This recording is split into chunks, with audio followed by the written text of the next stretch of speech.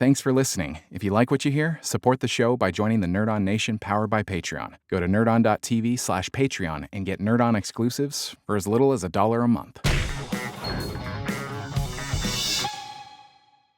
What's going on, everybody? Welcome to Nerd On, the podcast you didn't need, but you deserve, and where all levels of nerd are welcome. No, we are here. That was pretty perfect. That was pretty perfect. Anyway, we're doing another movie meetup, but this time it's Movie Meetup the Musical. We're doing some movie musicals. Really excited.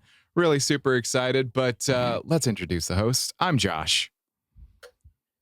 Whoa, I'm Amy. Sorry, my brain. Wow. I'm Esteves. Oh, my Lord. And I'm Tom. And God damn it! And I'm Corey. I thought it was Steve's first. It always feels. Oh no! Oh, Steve's, honey. The fourth was for later in the episode. Oh God. Yeah, it's okay. Hey, these are simple instructions. Four was for we do the like, same order. read it in the note. Four like was stop writing later. on the pencil and paper. No, and just look at the screen in front of you. Here. Oops. And if you like what you're hearing, you can join our Patreon to get. We can start afford Steve's reading lessons, which would be awesome. Please help this child for $1 a month. Just Less than a $1 cup of coffee. Way less than a cup of coffee a month these days. In this economy, hell yeah. And so you get early access to episodes. You get to keep our lights on here. We get to keep creating things we like to create. And you also get a shout out on the episodes. And this episode's shout out goes to, drumroll please, because it's Ad Reprint. Our buddy, shout out. One of the OG homies, B-Rad. We literally just did the scene from Christmas Vacation. We just did it. That was good. Thank you for supporting us, bud. We appreciate it. And this episode goes out to you. Speaking of this episode, Amy, why are we here? What the hell are we doing here? Yeah, why, Amy? Why are we in this mess? Why are we in this? Because it is, first off, it's Movie Club Meetup, and we love a good Movie Club Meetup. Let's not play. Yeah. But this is Movie Club Meetup, the musical. Really, because all the jazz hands, everything. Jazz squares, jazz hands. Yes. No spirit fingers at Steve's, not today.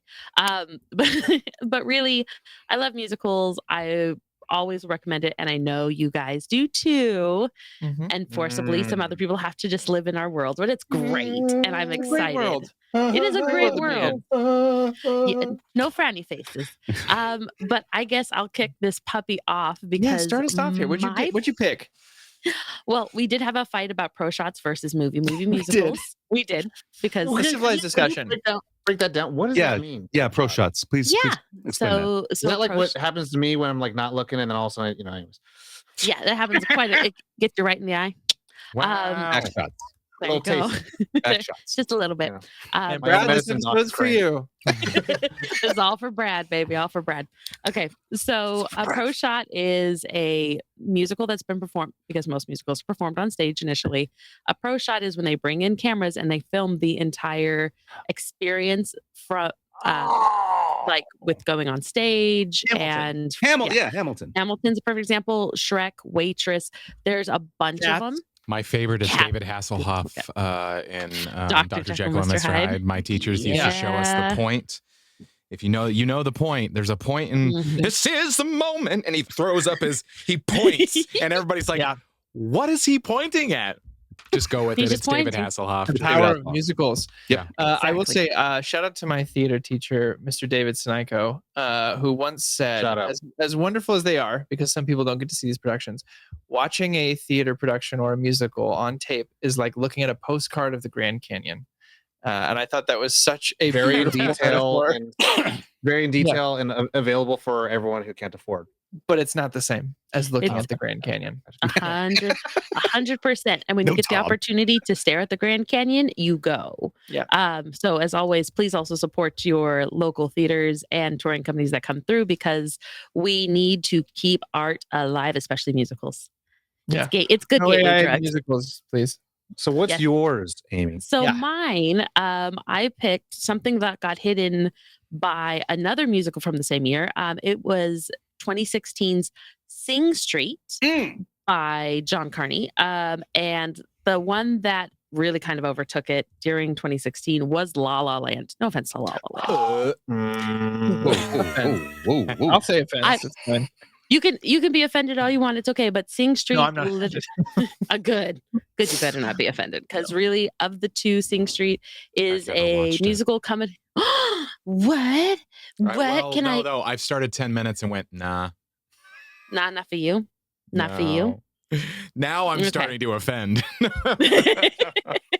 Nah, it'll be fine, because everybody kind of comes around sooner or later. But so, brief synopsis: it's 1980s Ireland, and a jaded teenager forms a band to impress a mysterious girl, trading his reality for a world of like catchy tunes, DIY music videos. It kind of goes on from there. I really don't want to spoil it because it's so much fun. Musical and timely things occur. Yeah, very true. Filled with everything you would expect with wry British humor. A little finger is in there, you know. Mm-hmm. It's very true. But this really does kind of capture like hopeful energy, young love, finding your tribe, and the soundtrack for this sucker is so amazing that it actually got turned into a stage show, a stage production as well. So I believe it. I love Sing Street. I had the great honor of being introduced to it by one Eddie Villanueva, who actually had gone to oh my gosh, I cannot remember. Is it Robert who's the first name for Malton? The film critic, Robert Malton. Okay, he does Robert a film. Mondavi Center. No. That's wine. The wine. He did a film. He does a film festival down at the Egyptian in LA, and he had gone. And Sing Street was one of the ones that was actually on there because he just shows his favorite movies. And Sing Street was one of them. He came back and he's like, "Hey, I know you didn't hear about this. You need to watch it." And I've loved it ever since. So yeah, I'm gonna sit back and let y'all tell me what you thought about it. It befuddles me that this is actually after Begin Again, because Begin Again was the first John Carney movie I watched. Mm-hmm. And when I started watching this, everyone listening, you should know the behind the scenes. We picked this topic so far away that no one remembered who the hell picked what. And I was like, "Oh, John Carney, this is a Josh pick." And then I was like, I'm so wrong. I'm so wrong. Me. But this is it's a fine film. The thing, one of my favorite aspects of it is the fact that it's a period piece, and it really is capturing the malaise of the time, that everyone's struggling through hardships and uncertainty in financial system, and they're all looking for where to go, you know. So of course it's coming of age, and you know that uncertainty there, but then you know that coincides with like, what do you do with your future? You know, you know, what do you do when things didn't turn out the way you wanted to? Like, how do you live your life? And you know, look at me, I'm a burnout, and I didn't do the thing that you're supposed to be doing. And oh, should we try doing this thing? It's only one shot. So it has all those themes in there that is really, really cool. And also, you know, I'll just say this: it kind of feels like, and you know, again, this is a funny no shade episode theme type of episode. This feels like the real School of Rock. You know what I mean? Like School of Rock is like, I'm a con artist guy who's going to do this thing, and I'm bringing these kids, but I'm an old guy telling these kids what to do, versus like, these are the kids who are like, they're the punk, they're the sticking it to the man kind of kids. So I was just like, well, this is very punk. This is very like, it's because you know the final song, and then just like the harassment, our main character, you know, struggles and survives through, and the bullying from multiple levels. And it's like, yeah, this is like the big middle finger to all those establishments and all those systems, which is really cool, really, really punk. So I'll pass the baton. Well, for me, I mean, this is something I absolutely missed. I missed this movie when it came out, so I watched it for the first time for this episode. And this is like right down center alley for me. Like, this is right down the center for me. This is the perfect type of humor. I was the kid with my sister shooting music videos with camcorders when I was young, or going out with my buddy Chris and shooting sketches when we didn't know anything about anything. And, you know, these weird zoom in shots that made no sense. And like, I don't know. It just like there was so much going for this film, and the music's so good, and I legit cried. My favorite part is the monologue by the brother, the older brother, where he was like, "You're walking through the forest. I macheted, so you could run through there." You know, that was me. I was the thing. Imagine what it was like being with two late 20-something Catholics who didn't really love each other. We just wanted to get married. I was in the middle of it all, and thankfully you came along. And I thought that monologue was so beautifully written, of this like being pissed, but saying the things like, "You came along, thank God." Like, at least I have you. I don't know. That really hit hard. And the end moment, brother of the year for sure. Yeah. I'm an older brother. It's the head. That's as the kids say. Shout out to him because he's a piece of garbage in Midsommar. Oh yeah, that's right. Yeah. Good actor. I didn't even put that together. Yeah, I saw his face. I'm like, who is he? He's not a Stark. How do I know him? He dies a brutal way. Oh. Yeah, there it is. This was a wonderful suggestion, and I'm so grateful to have had it put on my radar, because I knew the name of it. I just missed it. I just missed for whatever reason. You don't like good things? Yeah, I don't like good things. Yeah. Just has time. Logic. I mean, it's if you look at anything we've done in the past, you know I don't like good things. No lies detected. And so I would recommend anyone who has that kind of like, and it just has the right amount of wanderlust to it. And I think that it's. Go ahead, Tom. I was like, also the homie that they recruit, who's just like, I play this, I play that. Yeah. Yes, the one that And has at the all very the end, he's just like, it's a risk. Let's do it. And he's just like, he is down for everything. I'm like, you need homies. That busted car, like I don't know. It was just very cool. It was a lot of cool shot, well shot, a lot of fun. The backdrop's great. The kids are awesome. Yeah, all around, 2 thumbs, way up. Mm-hmm. Steve, you call him Littlefinger, but the first time I saw him, he was Miles Jackson, the villain in 12 Rounds, starring John Cena. That's what I first called him. Does that mean he's Big Finger? Yes, and he had no accent, and he was a jerk to John Cena. But it doesn't really. This is the first one I watched of our assignments here, and I was like, I love this movie. I love this movie so much. We are La La Land fans in this house, but this is now going to be joining that level of love. For both. Yeah, the entire story was fantastic. I loved. Corey just said it. The brother at the end, and then when you realize this is 4 brothers, I welled up. I welled up when I read that line. I'm like, I'm an only child, but I have 2 sons, and I'm like. I see it, but you feel like an only child. I do. That energy is big energy. But just that whole connection, and like you said, it's punk. It is literally the anti-establishment movie. He's going against that dickhead of a priest who's making him wash his hair and wash the bullies, the parents. The shoes are important. That's the other angle. That bully was a fucking dick. Oh, yeah. So good. Such a good performance. Oh, yeah. I was just like, but at the end, by the way, I don't want to. Do I say it? Do I say? I won't say what it was, but the redemption that's happening there with that character. Everyone gets a story. Everyone gets. I loved that so much because you saw the change. Basically, it was like watching. It's the 80s. It's like I was watching MTV, like the start of a band, the start of the next big band that was coming, and how. I need to start a band. Yeah, it's Oasis, the origin story or what have you. But The Cure. The Cure, yes. It was everything about it was so goddamn wholesome in its story. Yeah. The brother connection, like you said, Corey. Amy, thank you. It was fantastic. I found out the first place I saw Littlefinger was. You're a big guy. Yeah, that's the other one. That's the other one. I thought I was like, was it Peaky Blinders? That can't be the right first time I saw him. I know I've seen it before that. It's got his face smashed by Bane. You're a big guy. For you. I'm pretty sure.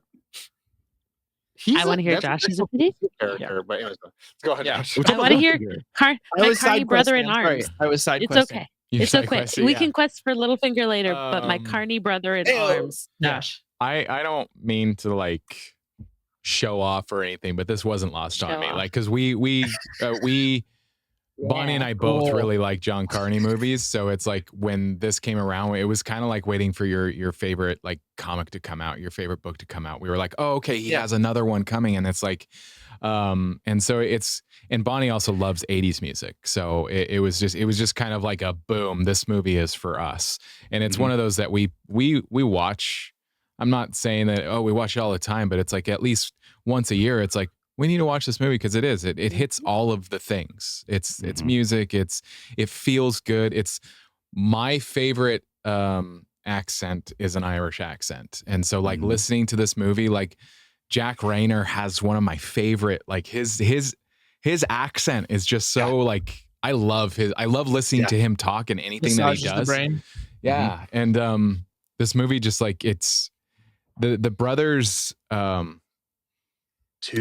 somebody believe in you. So I don't remember word for word the quote, but he says something to the effect of like, once you realize how talented you are, you will be unstoppable. And that like hits me from a soul level that I just like, when I heard that, I about started crying, because it's just like, for me, who I've struggled with like self-doubt most of my life, and like when I'm locked in, it's like when I am.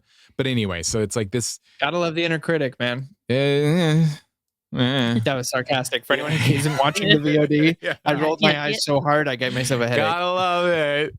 Put them off right now. I mean, I saw my brain for a second. That's how hard I rolled my eyes. Yeah. Like if you the 6 Degrees, if you want to go to a later movie musical, Maria, who plays the mom, Penny, she was in a movie in 1991 called The Commitments, which is another movie musical. But that's another thing about this movie, is that there's lots of people that are in it that you're like, wait a minute, that guy, you were in this movie. Oh wait, this is. So it's John Carney is always going to scratch something for me, and it's just his movies always make me feel good. I'm ready to dive in on the catalog. Hell yeah, dude! Begin again. It makes you. It gives you. I haven't seen once yet. I've seen so many clips of it. That's the only one I think I've seen. Oh wow. I'll also say as well, just in terms of the plot and the story. Again, I love the coming of age thing, and it's just like the stupid boys in the school, making a band, doing all this stuff, all this work. Yes, it's for them, but the impetus is for a girl, and I love that. It's rock and roll, baby.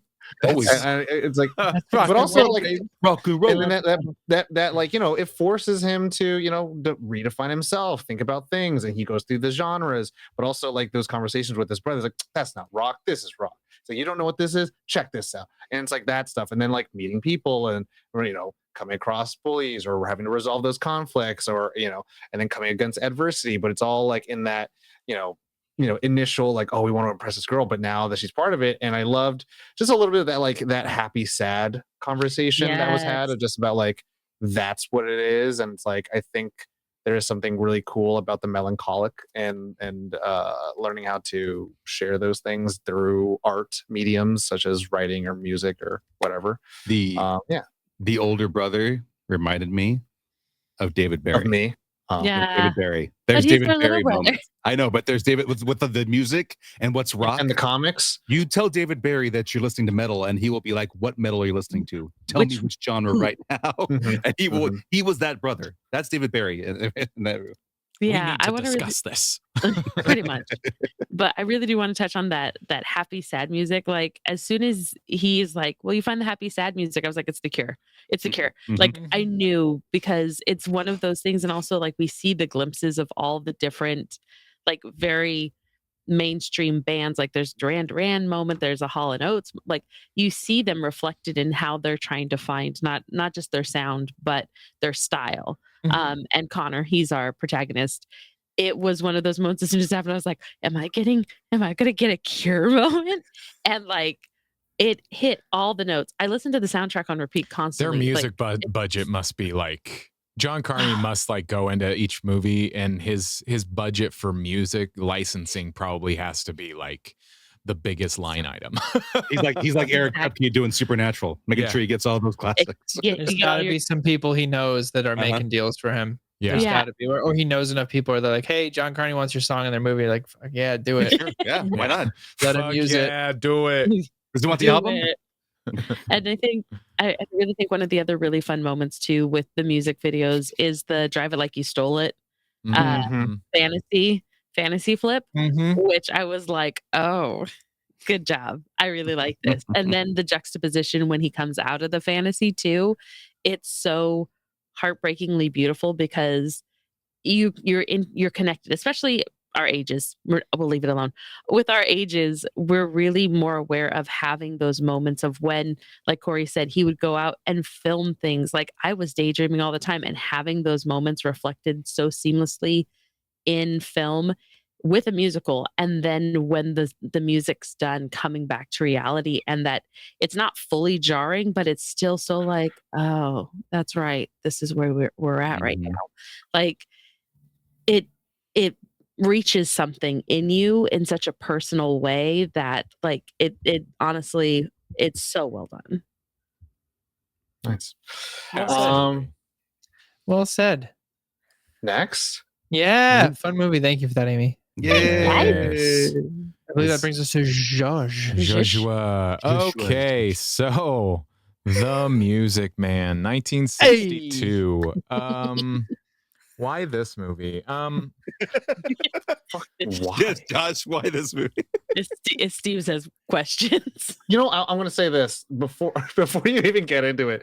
Thank you, because randomly I've been on a bunch of Warner Brothers tours, and like some in the morning, some in the day, some at night, and it's like really weird that I'm like on the lot, not making movies, but like meeting people and doing stuff there. And every time I'm there, a person who I'm with is always just like, "Oh, the Music Man shot here. The Music Man shot here. The Music Man." And I was like, "I don't give a shit, man." I was like, "Leave me alone." And now I'm watching, like, damn, the whole movie was shot here. Yeah. I have such a respect. I'm like, all right. I don't know what originally drew me to this movie. All I know is, so growing up, I was very much into old school musicals. Like I was the fucking nerd where one Christmas, my Christmas gift was a full box set of Rodgers and Hammerstein. Like I just like Rodgers and Hammerstein. Kindred spirits. Fucking nerd. I ended up going to college for musical theater, and like, oh no, she has the vapors. My singing voice, my musical theater voice, it's old school. It's like it's the Robert Preston. Like I that's my singing voice, and I'm very much. So this movie, I don't know. It's just something. It's one of those Gilbert and Sullivan little. Exactly. Yeah, right. There's an old school style to old movies that I just, especially old musicals, that it's like they can be 2.5 hours long, and you're like, Jesus. But it's a kind of music like the Barbershop Quartet. Shirley Jones was my first movie crush. Like seriously, She was in Monarch Grove. Good choice. Like her and Audrey Hepburn, I was like, oh, hello. Why? Oh, hello. Am I having a sexual awakening? I'm 7.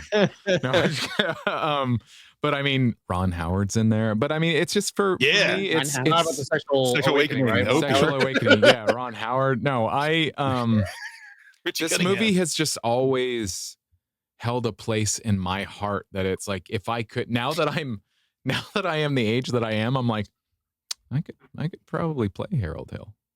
Like, oh shit, now I'm old enough that I'm like, oh, all of my audition monologues are starting to age to where I am now. So there you go.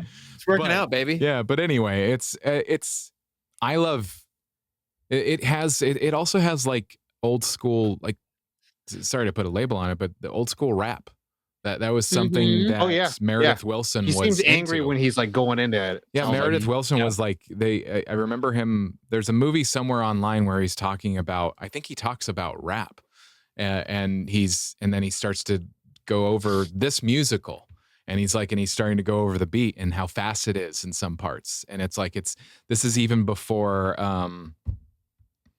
Why can't I remember Sondheim? This is even before Sondheim. Sondheim is. Some of his music is just like and you're just like like and yeah. So This So one there's has that a famous lot. Angela Lansbury quote for By the Sea, Mr. Todd. Yeah. Where she's like, I'm having trouble finding a place to breathe. And Sondheim went, my dear, I didn't write you one. Yeah. And she went, okay. That's when you learn how to have Do it. like the millisecond like breath Yeah. where you're like it's your breath is a period. But My yeah, dear, I it's didn't just write you one. it's just a classic. And there was times I think I have the Music Man poster somewhere. I think it's on top of my booth. It might need to replace the Goonies, but it was just a joke with my dad. He started dating his now ex-wife, but she was like, "Oh, I'd never seen the Music Man." I was like, "What?" Like it was like that type of movie for me, where it was just like, yeah, it's a classic. It was that important to you. Yeah. I dig it. I dig it. I'll jump in here Steve. because Oh, okay. what is Steve to go first? Sorry, Corey. We Go tried. ahead, Corey. Go ahead, Corey. No, it's happening. Well, Steve's not man enough to do it. Go ahead, Corey. Go ahead, Corey. No, it's Steve's. We got this. He said, well. well, Yeah. Well, this I'm that guy, Josh. This was my first time watching the Music Man. Mhm. I'm glad I could give you and this. My gift Oh, you gave him to you. something. it was My a gift test. to you. It was a test for me because the musicals I'm used to are like 50% musical, 50% dialogue. And this to me was all music. And right from the bat, when they're in the train and they're singing while they're bouncing, Yes, I gotta sir. be, I gotta be Model honest. T Ford made the trouble, made the people want to go, want to get one. Get up and go 7, 8, gotta- 9, 10, 12, 20. Gotta be honest. At a point, I'm like, what the fuck is When going does on it here? stop? Welcome Yeah. to What is happening? musicals. Yeah, baby. And Steve's just like, no. The funniest part about this, Music Man is so fucking mild when it comes to that shit. Well, Is Fucking watch And I- Andrew Lloyd Webber. So Like mild. you might as well go watch opera, my friend. If you can't, Yes, you like can. this is hear is me. opera for people that We're gonna can't get- we're gonna stand get to opera. Yeah. Mhm. and I Quiet boy compared to me. I tapped the Apple remote center button to see 2 hours and 45 minutes. Oh, and I did one of these. Went, all right, Here we go. just here we go. Get in here. Stay focused, man. Stay focused. No, we got trouble. This And is then we where I got to learned. Trouble, and that's where you were hooked in on Trouble? This is where I learned where 76 trombones came from. I didn't know Oh, you until I did. watched this. Shapoopy? I have a whole Shapoopy. sketch I wrote about that line. I forgot to tell you, Josh. I wrote a sketch you have to be in. I'll tell you. What I will say, because I'm focusing on the positive stuff here, and what I loved about this movie. No, hear me out. Hear me out. Yes, use good things. Remember, Use good things. Hey, Aziz, we have to. I think I'm the newest to musicals when it comes to the five of us, because Mhm. it wasn't until Moulin Rouge I think- where I started like caring about Tom is afterwards, I think. Okay, Moulin Rouge is when I was like, you know what, musicals could be something, and I started watching like newer ones. And I'm then starting to now I've feel gone back. something. Yeah, and so Feeling what I'm saying is, suddenly. this is a gorgeously shot film. It is Yeah. beautiful. It was nominated for 5 Oscars. No, Mhm, I looked it 6. up. Oh yeah, Yeah. I'm that IMDb guy who's like, oh yeah, okay, all right. There is my favorite shot, and I've talked to Tom about this. It's those wide tracking shots where a lot is happening, but you still got your main character's center focus acting in their scene. It's when Harold first sees Marion after that musical number and all the crowds involved.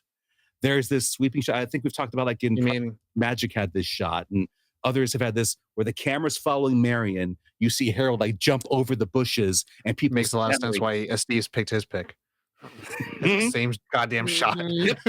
I love it. I'm Silver those are some of my favorite shots when you have your main Yeah, I know. character center focus, but there's a lot The happening. world moves around, but somehow Exactly. the world stays still. Yeah. And I'm like, this is a early 1960s, right? Early 62? Back when 1961. studios cared about scale. Okay. We want Yeah. scale. Yeah. And I'm watching, it's like, this is fucking gorgeous the way this is shot and the way we're following them. Like, I'm expecting that like a Nolan track that's there, but this is 1962. And it was just so perfectly shot and balanced, and I was interested in everything involving in it. And there's so much later on in that movie that does that. But when I first saw that, I'm like, I'm staying for this because this is beautiful that I'm seeing, and I will expand and open my mind to the musicals I never used to before. I will. It should be noted. That's It should be what noted my that witness. I will. I will watch this movie. it should be noted that at that time frame, picking up a camera was not a thing. Yeah. That camera had to be on fucking wheels. Yeah. And I told Amy, I have never not finished a movie. You died. I will not start with Music Man. I will finish this movie. Yeah. And I did. And I never heard from him again for the rest of the week. You did it, bud. Corey? You did it, but at what cost? My first musical I ever did was Music Man. Nice. I was Tommy DeGillis. Nice. And so my first experience with Music Man, I don't know if this is gonna mean anything to Josh timing wise. I was doing my first musical in 2003, which is when a remake of Music Man came out, starring Matthew Broderick. Look at Dutch. I asked about that too. I was like, hold up. That was my first introduction to Music Man. Whoa. Let me tell you, that should not be your first introduction. I'm not saying it's not bad. It's just like it's fine. I've heard a lot of it's fine. It's It's fine. No, it's fine. It's just then you go to watch this and you go, I get it now. So this is another one of those movies that's to much like Josh is very near and dear to my heart. It's one of the first musicals I ever experienced. And I was like, I think before that, the only thing I had ever experienced was my mom took me to go see the Phantom of the Opera in San Francisco, and I was like blown away with that. And so Music Man was the first time I was like, oh, you could be in a musical. That's pretty cool. And so we watched this as a family. Starting to feel things in my pants. Yeah, we watched this as a family. Julie Jones. In preparation for our production that Broadway Bound Kids, which was the production company I was in at the time, was putting on. And man, it is one of those ones that every watch I genuinely feel like I'm wearing the coziest blanket. And it never stuck out to me until recently. Someone had mentioned that the entirety of Trouble up until you get to like the chorus doesn't rhyme. And that is amazing to me, that song is so catchy and so goddamn good. And the first minute and a half of the song, nothing rhymes. It's just said in a syncopation that feels good to your brain. It's rap. Yeah, because it is rap. Yeah, no, it's rap. Was somebody once for my album, somebody once gave me feedback because I had a few lyric lines that didn't rhyme, and I was like, you don't have to rhyme all the time. Yep. You go watch Music Man, you fool. You fool. Listen to Jason Mraz. As Josh just rhymed that. Unintentionally. This film, like Steve said, is gorgeously shot. The music of this, I mean, the amount of times through my life that I have hummed to myself because someone said library, that I've hummed Mary and Madam Librarian in my head over and over again for the next hour is countless amounts of times. And Steve, I was that guy on the fucking train in the intro. That's why I know those lines. Model T Ford made the trouble, made the people want to go. That was me. I was that guy. So that's a great scene. It's a wonderful scene. The best you shut your whore mouth, Esteves. I would barbershop until the next time I let you speak. The Buffalo Bills. Way back, kids. Before Spotify, when there was LimeWire, Before times. I was the fucking nerd that was downloading barbershop quartet songs that you couldn't find anywhere. And I started one with some friends. It was like 12-year-old Corey was like Rod Stewart. Yeah. You think I'm sexy. But man, it's like, if you are a musical nerd, this is one of those ones that you go, list of the greats. Yes, 100%. Harold Hill is a cool fucking character. He's a douchebag, but he's got the rule of cool. He really does. Like the fact that he's like, we need to. I'm gonna just what, Tom? The rule of cool. He does not know. No. I know the rule of cool, but I'm like, he's a douchebag, but it's like it's the charming con man story. Yeah, so of course he's charming douchebag. Like, I have to acknowledge though that he's a couple sizes. He's a dick. That's it. In the beginning of the film, total dick. But the fact that it's so, every time I watch it, how smooth he is. It's like, we need to start Trouble. What are people looking at over there? I think I got a pool table. He's like, got it. Mm-hmm. And he's off. I'm like, that guy's fucking cool. So yeah, I adore this movie, and I was so excited when it was shouted out as one of the ones we had to watch for this, because I was like, easy, I'm in. Yes. Easy, dude. Easy. Easy. 5 stars, no notes. Back to Esteves. No notes. Still like, Bucket it's still sweat. like, Open a Zoa, please. Amy? That's it. they're singing again. they didn't stop. They didn't stop. Wait till you find out about Highlock never happened. rent They on just kept stage. singing. Exactly what I told him. I told him that exact same line, Corey. Okay. I can honestly say, yes, Music Man is one of the greats. It's one of my favorites. I had a crush on Shirley Jones as well. what? Why not? On Shirley what? Jones, Well, like Josh? I mean, it's freaking Shirley Exactly. Jones. Have you Buddy seen Hackett. her? Even in Look Grandma's at her. Boy. It was Yeah. Buddy Hackett. Buddy Yeah. Hackett. It was I Buddy yelled Buddy Hackett. Hackett when he showed up. Yeah, Buddy Hackett. Because It's he's so cool that he's in this. I know that he's reference. so- I he's know. Yeah, so- that was me. He's so adorable. Like You just wanna straight hug up. him. You want to hug him. I Mhm. don't care. He's adorable and I love him. He is. And I was like, be my best friend. But also, this is a very young Robert Preston. Mhm. And one of the first times I was ever exposed to him was Victor Victoria. Hey. And then, and then seeing him in this, I was like, oh, I forgot how young he was. And it's just, again, it's the charisma, the Mhm. charm, the immediacy of it. And the fact, like, behind the scenes and all the notes where he's like, he couldn't really sing all of it, but he just came in and he auditioned on Trouble. And they're like, yep, that's him. That's the guy. Killed it. And they did. And literally the mean, music. Yeah. He's younger than Esteves when he made Music Man, so Yeah. I don't know how, Yep. how old. I how feel good young about that is. myself. This is not a good judge because everyone had talent then. Like you Before Esteves. went Versus to now, tap no one classes, does. You went to tap class. You like people. You did a little bit of everything. When I think You of had to. when I would want to like live, it's in that age of Broadway and in movies where I'm like, no, people actually had talent. Yeah, It you was had to like- be able to do everything. Not Right. saying And that that's, people don't have I'm- talent these days. I'm I'm just right like, here, that Josh. is- but you have to be able to do you do everything. And Robert Preston not only embodied that wholly, but he's so perfect. He's perfectly timed. The only other person I had a really giant crush on, because we talk about different musicals, I love me some Howard Keel. Oh, Sure. Who doesn't?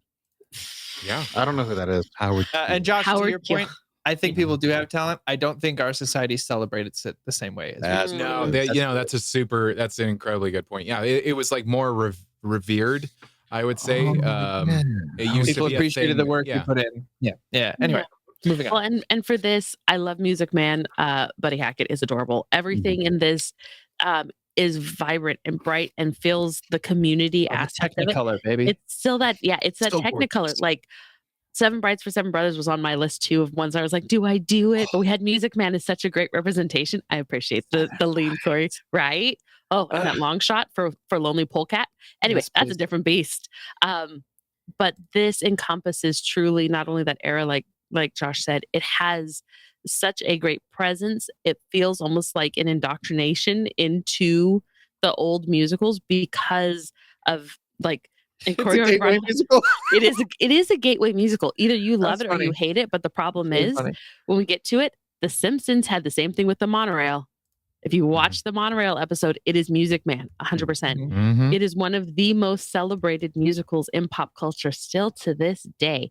And if that is any day. to this day, and if there's Jesus. anything to be said about it, it is such a great thing to see the mastery, like this embodies like I haven't even seen, like I've seen a smaller production on stage, but every time I think about it, I think of literally the people when we were talking on the train. They got to jump up and down to keep going. That's what they do on the stage. Like it is so close to being tangible, like as a viewer, as to being a performer on stage for this musical. Like it's as close as we can like get to it. Yeah. Tom? Well, I'll fit mine in real quick. No, I think I it's think it's just going to be a slightly longer episode, Tom. I think we got to I know. stomach that a little bit. but still, doesn't mean I gotta have a Yeah. long runway. No, I think I it's really feel good. heard. I want Tom to feel heard as I talk over him over and over again. I mean, according to our reviews, I'm the worst person on the show anyway. So, Worst person. You're the worst person, really? It's not Yeah. me. Yeah. Dang. No, I think there's something that I really like about these older generation of musicals because they use a lot of wide angle lenses. There's a lot of shots where you get to just see motion, and so the camera isn't moving so crazy. Like common, Hollywood movies now, the camera feels like no one's holding it. It feels like it's being thrown across the room to another camera operator, and it's supposed to be focusing on two people. And so the action is like so unclear versus here the action has to be clear, the moves have to matter. It's very much like Spielberg's Nightmare with Bruce the Shark. It's like there's so much effort put into it, let me see it. And here there's so much choreography and performance that has to happen, let me see the goddamn action. And so I really love that people who want to get into history in cinema and film, as well as like what cinema can do, is expand out and realize like, oh, this is based off of a play, now let me go see that. And then get people a chance to go watch that, because that's an interesting thing about film, is that in some ways it's an ultimate equalizer. It allows people from all walks of life, who look down on it, who look up at it, to come together and see it, and then be like, oh, this is actually like this really cool kind of celebration of this thing. And obviously it's still talked to about today. It's really funny that when people say The Music Man, they don't mean the remake, they mean this one. Sometimes there are things that are remade, and the remakes do take a place of like, that's the collective understanding of what the thing is. But for everyone, me and Corey looked at each other. It was quick. That was 4D chess, baby.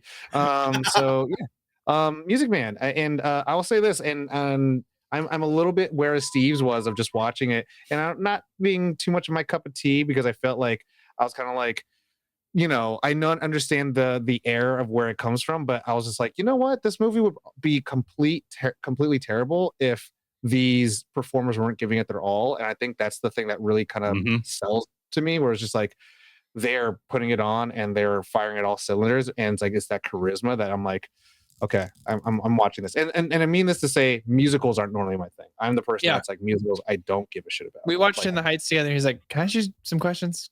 I'm really watching musicals. And I was like, yeah, for sure, let's do this. Cool. Nobody phoned it in on Music Man. No one. That was 110% by everybody on that. And also, that's the cool thing. Apologize for the beepings. My baby monitor just died. Oh, well, that makes sense. and that's the cool thing, where like no disrespect to the Disney animated musicals and all, but like they really only kind of show a spotlight on one person, unless you're like really like looking outside of it and being like, the animators are doing a lot. Or here you're seeing people, you're seeing all the things. There's nothing they can't really hide it. Ensemble part of it. Yeah, you can't hide a phoned in performance, and so you get to see it. So yeah, that's my piece on that. Good suggestion, Josh. Thank you for that, Josh. Yeah. Now I could go to Warner Brothers and be like, The Music Man was shot here, The Music Man was shot here, The Music Man was shot there. Now that I think about it, that movie was probably why I went into musical theater. Now that I think, I could have told you that just from how you described it, Josh. I thought that was a given. I didn't even. I thought that was like, yeah, that was known. Do you not see the twinkle in your eyes when you talked about it in the? See how red face you got? I was like, oh, Josh went to read that tattoo on yourself, Josh? Yeah. Shirley Jones. Look at him. Look at him. We all knew. Me and Steve were on the same one. Corey? That brings it to me. Corey. Yeah, I want to talk about a movie that's very near and dear to my heart, and a musical that's very near and dear to my heart, called Rent. May have heard of it, maybe not. Just a little production. Didn't really do well outside of the original run. Rent, the film, which came out in 2005, at the perfect time for me, because I was 15 going on 16, as they say in Sound of Music. It's another musical reference for you guys. This movie, the reason I picked it is, first of all, it's one of the ones that I can't sing along to any of the songs because I will cry.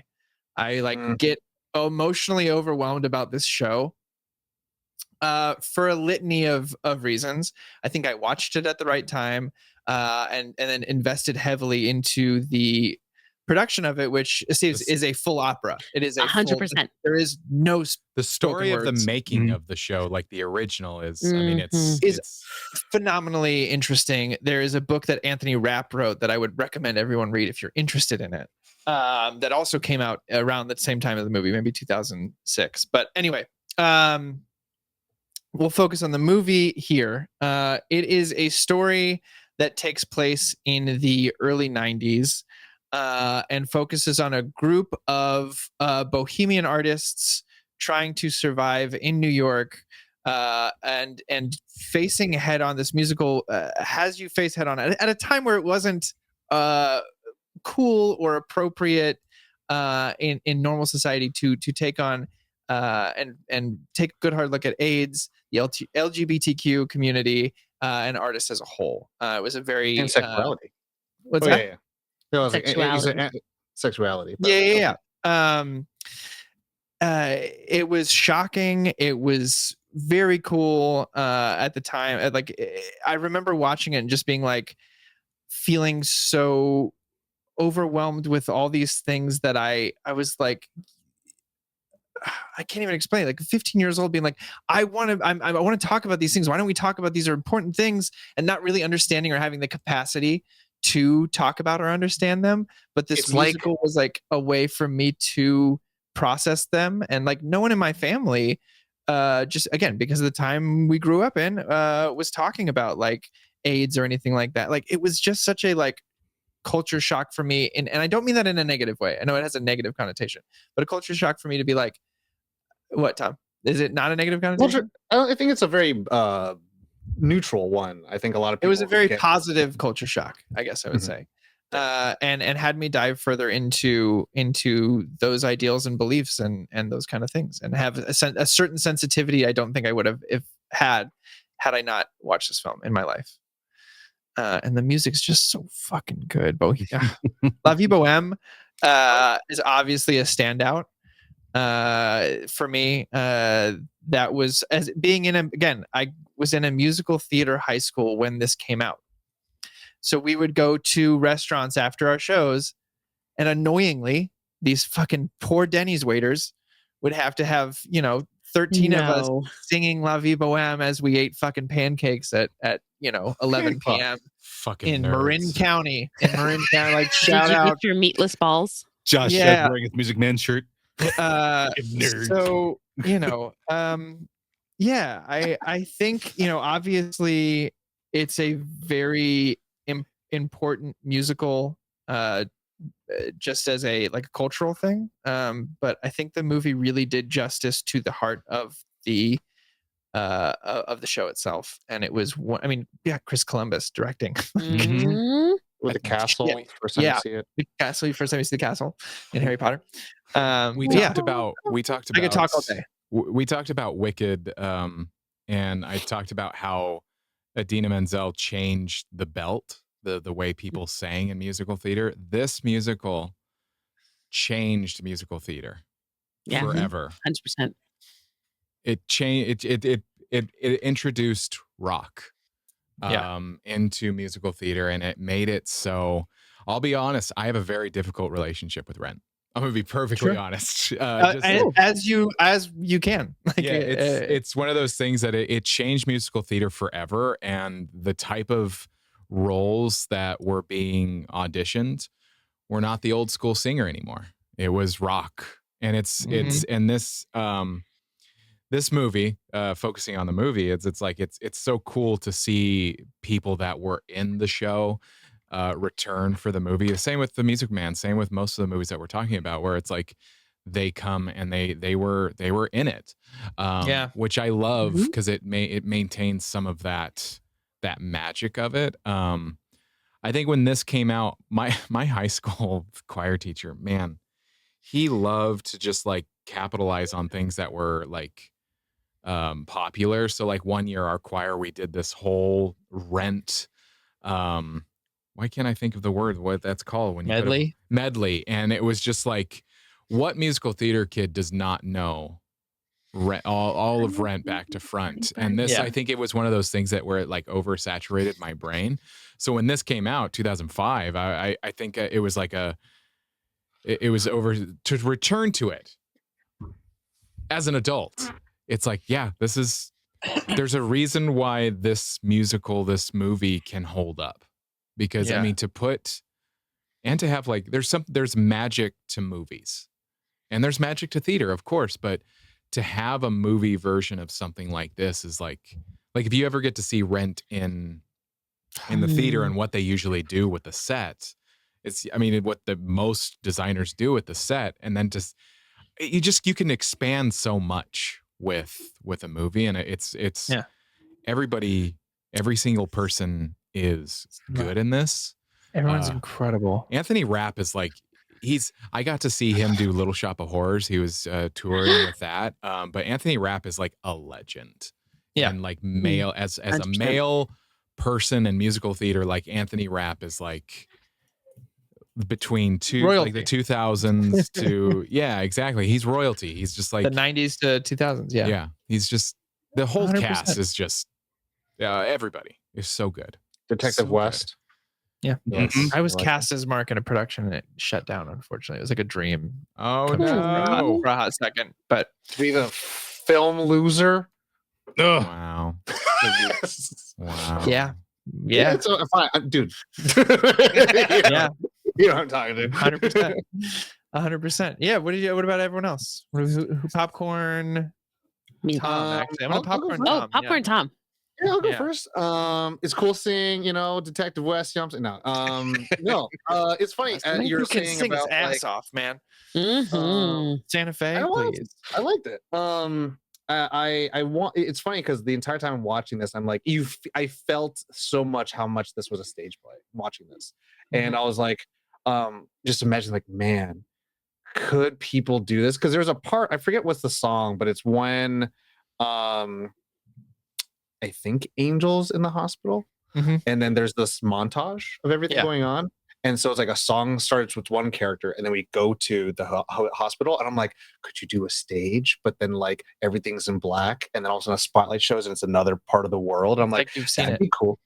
But I've never seen that. I've never seen the stage play, so I'm like, it's just like, oh, this could be interesting. How could they do that? And I'm like, and it just makes me really appreciate, the relationship between screen and stage, of the level of creative liberty, but also the inspiration that it must require. Because the cool thing, I think, to Corey's point, is that this story as a whole is so layered in a way where it's like, it's cross-cutting's dream, where so many things are happening to so many people. I really enjoyed, I think, Roger Davis, not the character, but some of the parts that they were singing, especially at the end when I think him and Mark meet up on the roof again, and they're just living like, in America. I was just like, oh shit, yeah. I was like, ooh, this is like, I think it was tickling at my high school, junior high, like, I love Switchfoot level things, because that's how he just looked like. I was like, this good looks like, but singing over New York City on a rooftop. Yeah. Cool. As one does. Yeah. Did I also I really like the Mimi, what is it, the Take Me Out one? Out Tonight. Out Tonight. And I was like, that was great, and I love that. And it's, I love Rosario killing it. Yeah, I love that it's very complicated. I love it's very complicated, and like, you're wanting to do, these people kind of like, they're all struggling, and you want them to do well, and you want them to make the right decisions or good decisions. Some decisions I'm just like, man, stop being a little bitch, man. In my mind, I was like, come on, man. And so what's gonna happen. You can't blame nobody. You know what you did. This is the youngest I've ever seen Idina Menzel, because I don't think I've ever seen her before, like a Frozen. So I was like, I don't know who this person is. They're like, Tom, you don't know anything. I was like, okay, cool. I should go work and be on the wall. I'll be Lord of the Wall, Winterfell and stuff. Yeah. I know nothing, Jon Snow. But no, I really like this, and I think I will say there's one thing that I wanted more, and I was really like upset, is that when it ended, and I was like, how you gonna end right there? It's like, you gotta bring it back. You gotta come back to Seasons of Love or something like that, man. It's like, we can't just watch the projection, because I was just like, it's they do in the stage play. Got it. Because it's heartbreaking. When you just said that, I felt a chill because being able to see it live and like what you're talking about, and then they come in and it's some of the best. Anyway, I'm sorry. Yeah, so they open up with season yeah, one. they ended. The way they ended, I don't know if they did it this way, Josh, but they did it, and the spot for Angel was missing, and then he comes out partway through at the end for the curtain call, and everyone's like, "Yeah." I was also like, I remember being 15 and being like, that was the first time I had seen. I guess Angel nowadays would be non-binary being referred, or I guess it would be she, right? Because she. I was like, that blew my mind at 15 because I had never experienced anything like that. Being in musical theater, I had a lot of friends who were openly gay, but I had never, as someone identifying as a different sexuality was a new concept for me at 15. And so I remember being like, that's interesting to me. And I want to know more about that. And so this movie I was like, I'm glad they kept that in. Oh, yeah. And in the 90s, that was a huge thing to be. Mm-hmm. Well, it was like you had huge risk. You had Angels in America. That was like a couple of years before that. They're like the 90s they were starting to have these conversations. Yeah, and it was in a much more open and a way, in that award-winning way. It's like it's and making these kinds of things pave way for change. Yeah, Art. Imagine that. I'll pass the baton. Esteves? This is easily my favorite cast of all the musicals we watched, just because these are all these faces that I've known from many other things. The cast, not movie or stories. Nostalgia strikes again. Yes. I know that reference. Specifically, Tay Diggs, Tracy Thomas, Rosario Dawson. Tracy Thomas, I first noticed her was in Tarantino's Death Proof, when she's vulgar as fuck in a badass, that old movie. And so seeing her here, it was like you get the rock opera. I love does the play start? Does the play start with them on the stage all singing the song? Yeah. Yep. Okay. So to me, that was when I watched it, it was like, okay, we're introducing the play, but we're about to we're showing you that we're leaving the stage and going into a film, the way it was shot. And I loved that. It was like, okay, I see where the origins of this is from. Now we're making this cinematic for you. And I loved that for me when I saw that. My favorite musical moments are actually Tango Marine. Oh, yeah. I love that whole moment between Tracy and Anthony Rapp, and how it evolves from just the two of them to, in his mind, being this whole tango production shebang. Singing about the same woman, about Maureen, and as well La Vie Boheme. That was the one I remembered the most, because when it was replaying all the time on HBO when it first started, if I'd switch by, it'd be on that scene and it'd be, I just got mooned.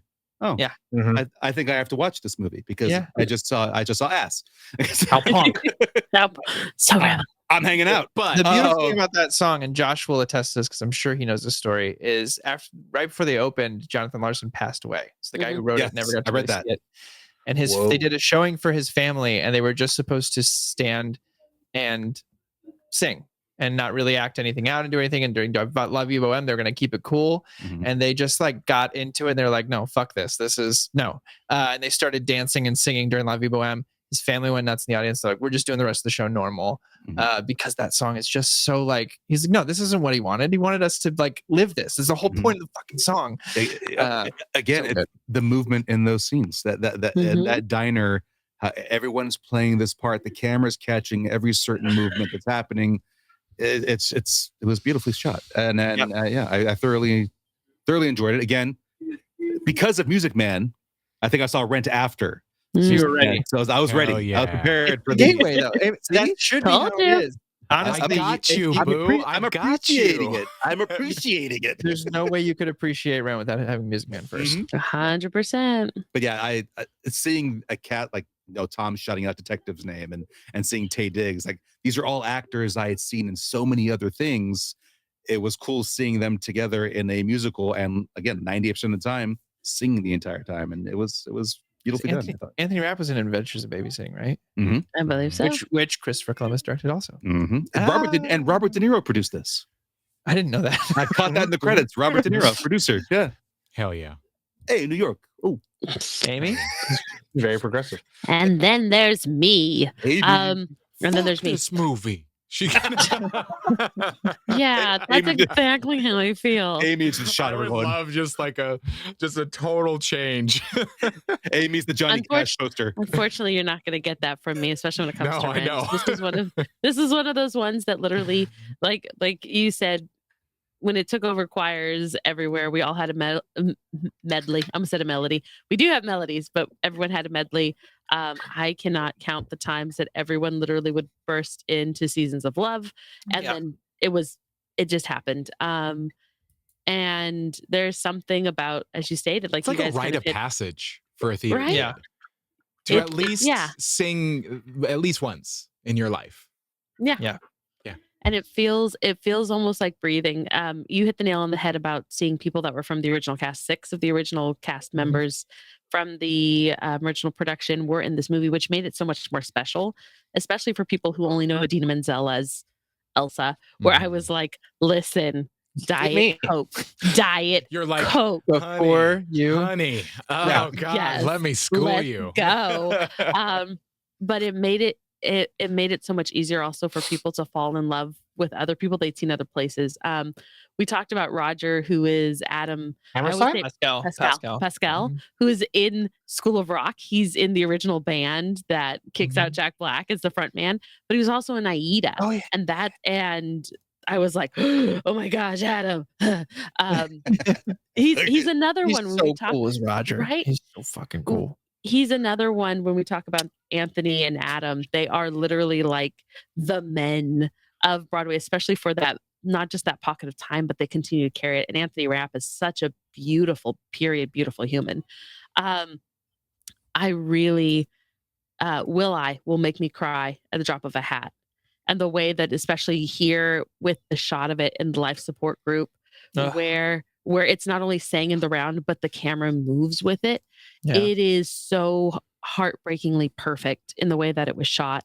I constantly, and I keep trying to remember because he looks like it. The guy that starts that song, he looks like, I keep calling him a Bash brother because that's what he was, but he was a singing voice for Max in a Goofy movie too. And I cannot remember his name for the life of me. It might be. But it looks just like him. And the thing is, like, another. Yeah, it is. Yes. It's him. Yes. I love. Thank His you. name is Aaron Lore. Yay. Thank you for looking that up, Corey. Because Yeah, every time I'm like, yes. But literally, that song. He's married to Idina Menzel now. Oh my goodness. Look what we did. Yeah. Anyway. all the things. So yeah. Will I always makes me cry. I have no problem busting out a Today for You, Tomorrow for Me. Well, Today for You. Oh God. Yeah. But it is the dynamic nature of, and the differentiation between what the stage production does and what this movie does are two totally different beasts. But it makes Rent palatable for people that cannot get the voicemail recording song. They can't handle it. I don't know this the simplest song of the show, One Song Glory. Like every time I hear it, every time I sing it, I'm just like, it's one of my favorite, just even all time musical numbers. I'm just like, for me, it's so simple. Take Me or Leave Me. Take Me or Leave Me might be the greatest musical song ever written. That's the one with Joanne and Marine. Yes, I've heard that one. I heard that was like a really beloved one. Yeah. I think it's mostly because they make it sound like it feels good to sing. Does that make sense? Like them singing, I was like, that must have felt good for them to sing that like in their range. They made it sound good. And it's comfy. Yeah. The other thing, if it's one of my favorite miscast songs to hear, because Gavin Creel and Aaron Teviot did Take Me or Leave Me. If you ever want to look it up, miscast and their names, and the late Gavin Creel, but they did it and it's so fun. I see that. It's available on YouTube. Hey, I'll check it out. Yeah. This movie not only created conversations, but surprised people, especially not only with the subject matter, but really continued to carry on and support Jonathan Larson's legacy. Yeah. And the conversation is still as important, which is sad that it's still that important that we have these conversations. Yeah, but also progress. Yeah. But it's something I would rather. Trombones. Oh, 110 cornets right now. That's too many trombones. Just a couple too many. Tom and Warner Brothers. They filmed Oh my gosh. Oh my gosh. You guys. Oh my gosh. You guys. But really, I can't not talk positively about this movie, and that's a problem because that means that we're just like, this is great. You should watch this movie because it's great.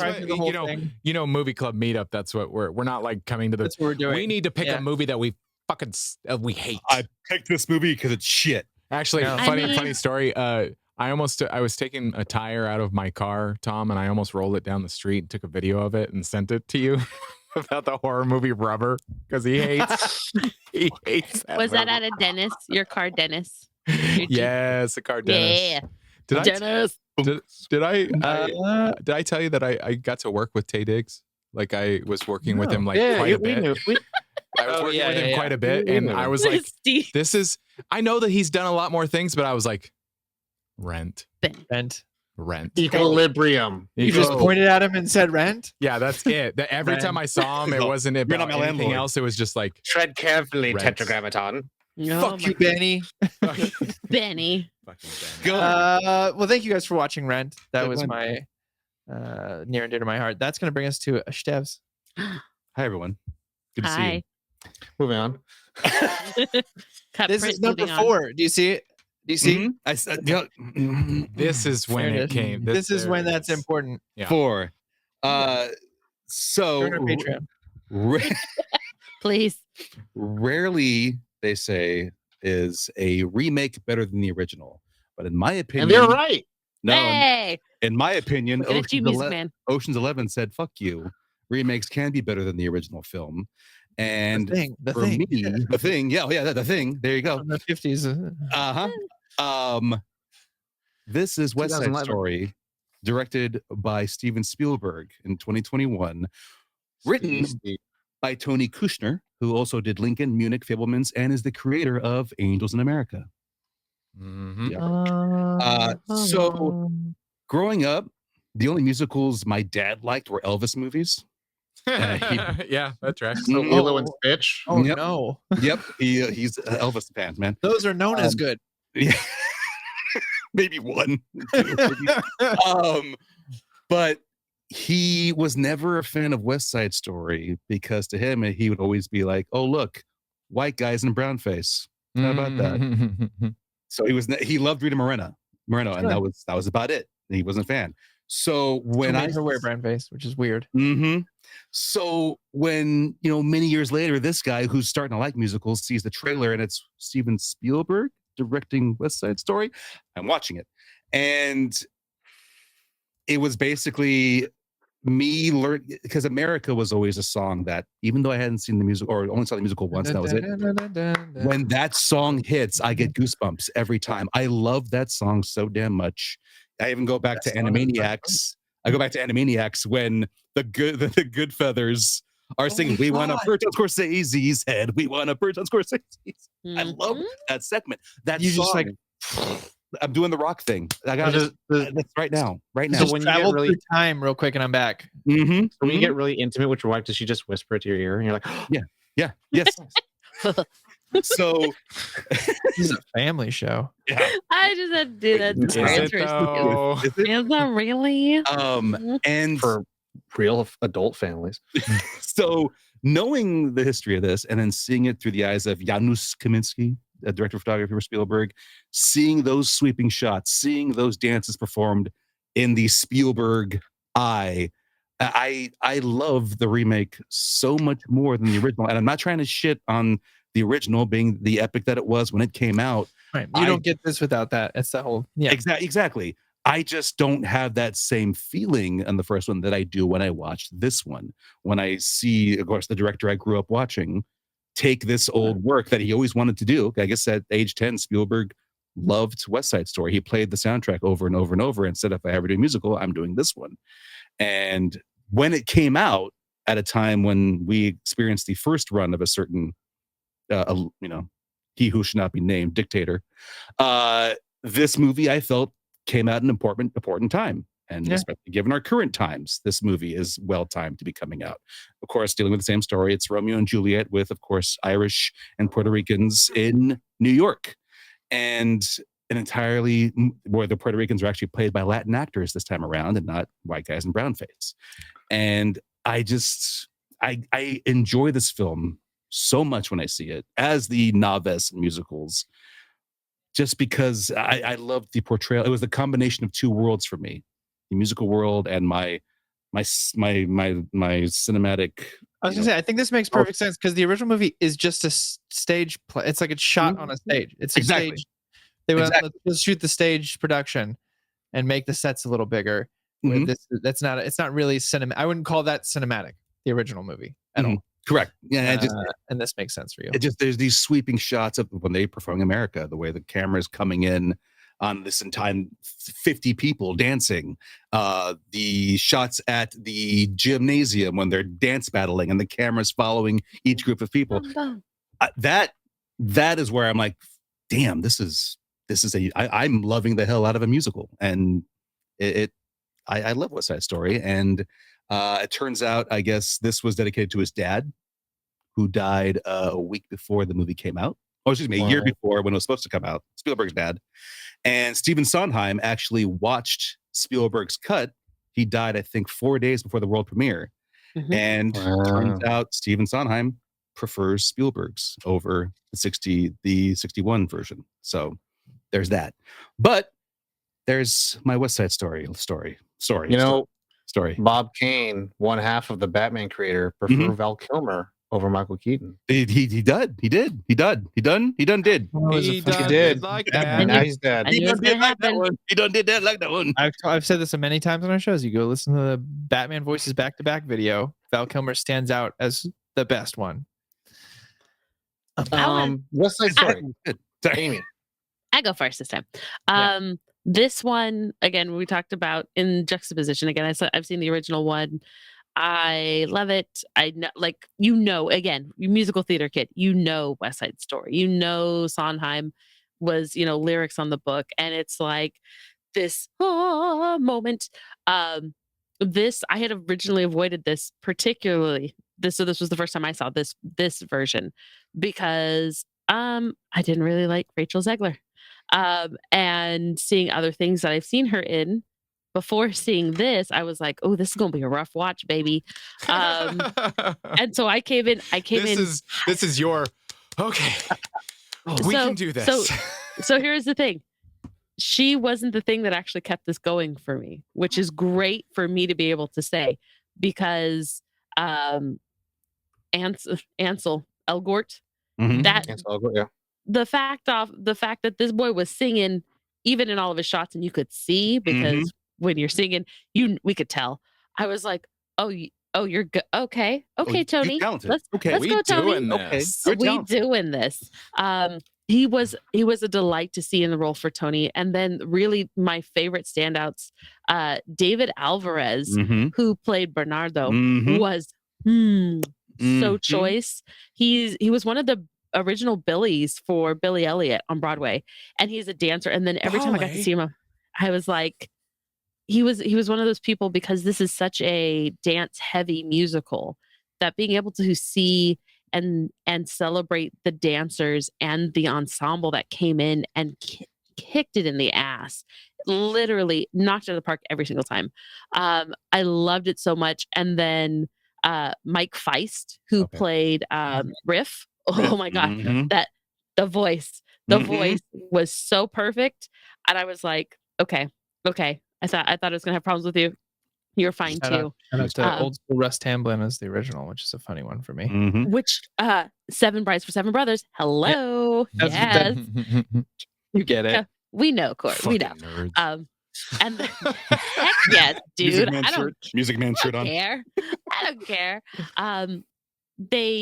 They continued to carry the story and make it feel like it was actually in the right place, like it was in its right era. We had correct casting. I hated the lens flares everywhere. Sorry, Esteves. It's just not my jam. I hated it. I don't want to hear any J.J. Abrams slander. Everyone shut the fuck up. This is too goddamn much. It's fucking nighttime. I see a goddamn LED from far away. What the fuck is it? It's supposed to be tungsten. What the fuck? This is the 60s, motherfucker. Yeah, thanks. See? Tom gets it. Tom gets it. And last thing, I just have to say, Rita Moreno. Rita fucking Moreno. This gorgeous, beautiful woman comes in. Not only is she like giving the blessing, still alive. No, still alive. Still not only still alive, still singing. She can dance it. I'm sorry, one day at a time. Hello. Let's go, people. It is such a pleasure to be able to see her come back to something that not only she cut her teeth in, but made a name for herself. And she takes no shit. She does no harm. She's a legend. She is again another legend. Legend. Like you don't royalty. She's I'll back off the second. Let's go. The rolled R. So when she knew Spielberg was going to contact her, she was getting ready to say no because she thought it was going to be just a cameo. And then she learned that Spielberg and Kushner had created an original character for her, inspired by the original shop owner in the first film. And that's when she realized, okay, I'm doing this. I'm staying for this. And that's why she took the role, because it was a whole new character for her. Also, I wanted to add on to the cast, Ariana DeBose, who won the Oscar for Best Supporting Actress in this role, which is the same character Rita won in her performance. Her moment when the Jets tell her, go back to your country. And the way she turns. I shared this on TikTok when shit was said about Puerto Rico last year. When she turns with her gritted teeth saying, you think I want to stay here and live with a bunch of animals like you? No gracia. And the whole, yo no soy americana, yo soy puertorriqueña. The emotion in her when she says that, I'm like, that's what got her the Oscar. I mean, I know she's sang everywhere, but that moment, the way she turned and her teeth, like she channeled Rita's performance, basically, because same character. And she earned that Oscar. I thought it was cool to have Rita Moreno as that character. You should watch In the Heights, man. I did. Yeah. I did, yeah. There, she has that moment where she has that line where she says, she's like, I could see into all you. It's like, I know where you guys all come from. And I was like, because you were in the original. That makes sense to me. The way she made them all feel like shit, though, in that one moment. Oh. I was like, yeah, she's been around. She knows this. She was in the first one. Rapists. She knows. Tom? I mean, what can be said? It's Stevie Steve. He's gonna make it very cinematic-y. I really liked the actual, like, the little hot potato gunfight that Tony and Riff have. Because that to me was like, I want to see fight dancing. And then I saw fight dancing. I was like, that's interesting. West Side Story is the originator of fight dancing. Menacing snapping. The Anchorman reporter face off. I'll tell that story. Anyone listening to this, like, man, if you want to understand like 60% of all Family Guy references, just listen to this episode and just go to we'll watch these movies, because that's all it is. It's just musicals. I do like a lot of the cinematography. I do like some of the shots. It was so funny because I remember just watching West Side Story watching this, and just being like, this is a fucking Romeo and Juliet shit, man. Like, no, I was just like, come on, man. But I was just like, oh yeah, I forget. I know. I was like, I forget. I'm like, oh yeah, that's what it is. It's racial Romeo and Juliet. No. Oh yeah. But I mean, it's just Romeo and Juliet for adapted. It's an adaptation. Yeah. It's a remake of an adaptation of a movie. It's a remake of a movie adaptation of a musical adaptation of a play based on a novel. Based on a novel, The Mummy Returns.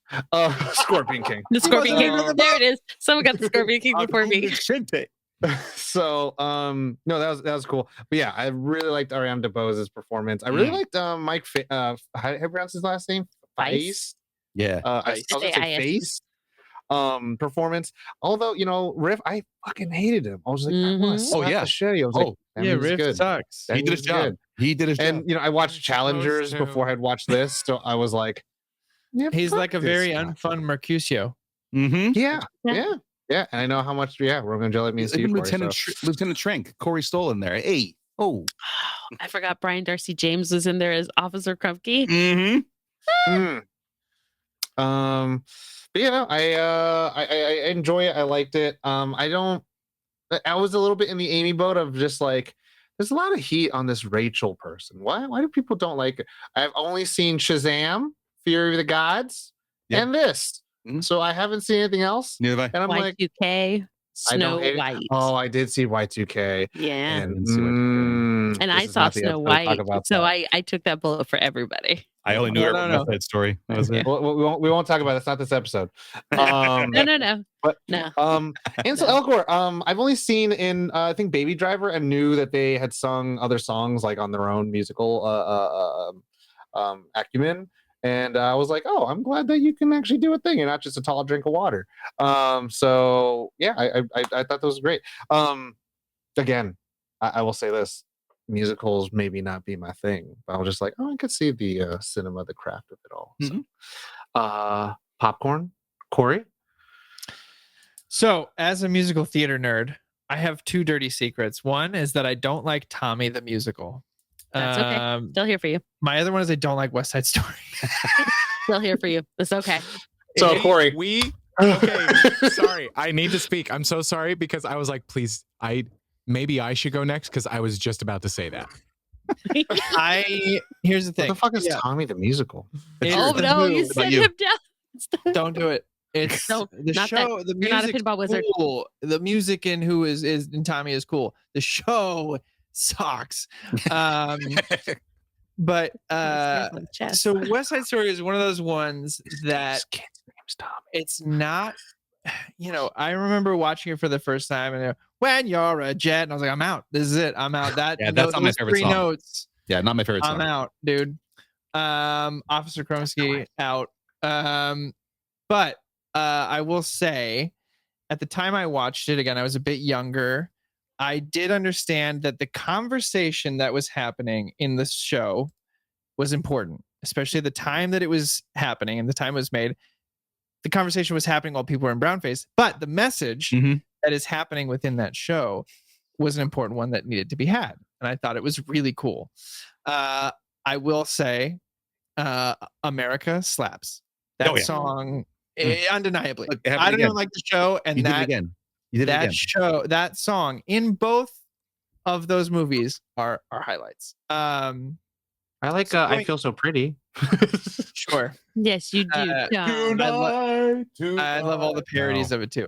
It's been far too parodied for me to actually like that song. So going into this, when you said it, I was like, I'm not gonna say anything. I'm just gonna watch this movie. So clearly I hadn't seen it, because why would I watch West Side Story if I know I don't like West Side Story? There you go. But I will say, again, America, that whole scene is shot so wonderfully. She deserved every part of that statue that she won for that role. It's so catchy and so damn fun. But yeah, other than that, I mean, it's shot beautifully. It's Steven Spielberg. It's very you feel the Steve. You feel the Steve coming to the screen. Janus. Yeah. The anus? Yeah, Janus. That's a person's name. Yeah, Janusz Kaminski, the director of photography for all. Oh yes. Sorry.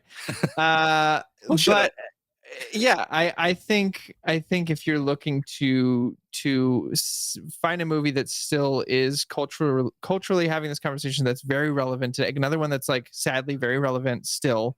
What now? 60 something years. Odd years afterwards. Yep.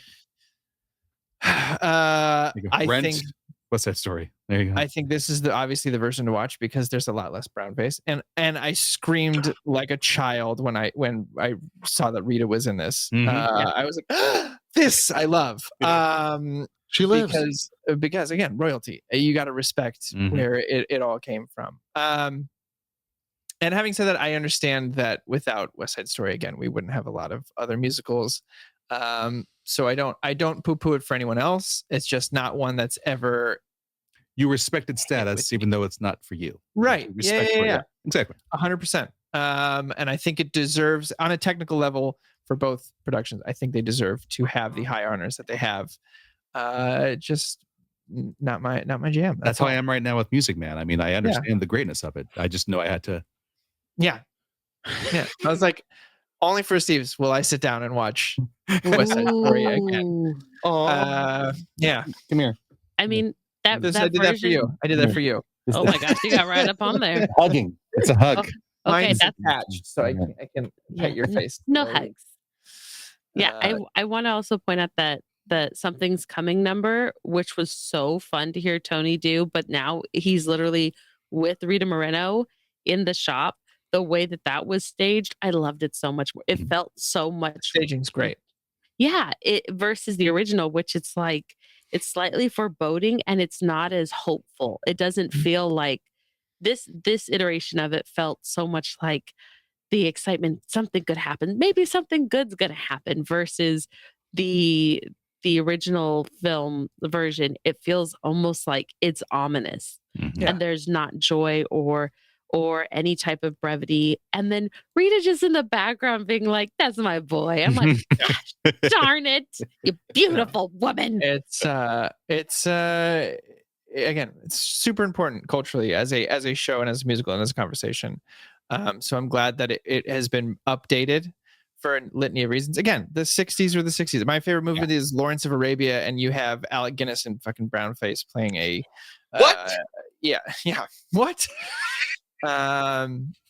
But you know, the fucking times, man. The time, it's a hard. That's a conversation I grapple with having all the time. Where I'm like, I want to understand that it was the times, but it's hard. It's hard. Hey man, Zorro, Guy Williams was not like at all.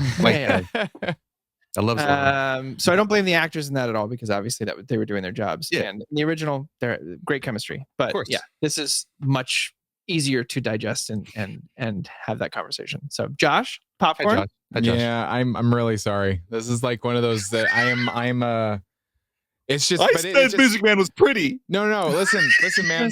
When I saw this on the list, I was like, God damn it. Because I haven't seen it. I hadn't seen it. I'll be honest, I had not seen it until this, and on purpose. Only for Esteves. Only for Esteves, because the three of us out of this so far that are like, no, I wasn't. Esteves made me do it. Only Grease is above my hate on musical theater. I hate Grease. Mean. This is kind of underneath. I'm sorry. And it's not this movie. It's the musical for so long. I've just like, anytime I hear it, I've seen it live. I'm just like, oh my God, it's so fucking boring. I don't like it. Anyway, so when this came around, I was like, God damn it. Esteves! And so I was like, okay. All right, let's watch this. And I'm like, yeah, it's Steven Spielberg. Of course, it's fucking beautiful. I'm like, every scene, I'm like, damn. Like, there's one time they're dancing in this like torn down building. And I'm like, damn. Damn. Josh, I see Josh getting mad at how beautiful it is. God damn it. It's damn it. I mean, it's pretty. Listen, why is such a shitty song in such a good set? It looks so nice. Here's the thing. Look at the crew. Look at the crew. Look at the DP. Look at the cast. You look at it's one of those things that you can't fuck this up. It's like you put out all of those guys, you shake them in a box, and you go make a movie. You're like, yeah, it's gonna be good. Of course it is. It's of course it's good. Of course it's good. I'm like, too bad. We'll never watch it again. Josh will watch it on mute while Music Man plays. I'm like, the Music Man plays. I will never. This is probably the first time in this show that I've ever been like, I don't fucking care. I'm like, I'm sorry. I'm so sorry. I'm so sorry. This is my. But listen, I watched it and I can appreciate some of the things that I'm just like, damn, it looks like there's like. Just like frame one, just like starting, I'm just like, damn, this looks good. Damn, and the cast is phenomenal. The cast is phenomenal. And like to Corey's point, like if you watch the original, you're like, okay, that's on a stage. Clearly, like old musicals are on sound stages, they're on stages. And then you get this and you have the scope that you can give it and the being able to have the representation of the cast for real, like it's just like, and have them all do exactly what we were talking about with Music Man, where they are fucking talented people doing the thing. Yeah, it is rife with success. It is just rife with everything that's good for it. Just West Side Story though, but it's Pick a different musical. And I mean, here's the thing: the musical itself. You have Bernstein. You have fucking Sondheim. It is royalty in itself. But I'm like, I don't care. This is like one of those looks things where I'm pretty. just like, Looks pretty. I don't care. That's it. I can appreciate it that it's a good Yeah, musical, I but get I'm it. just like, I don't care. Yeah.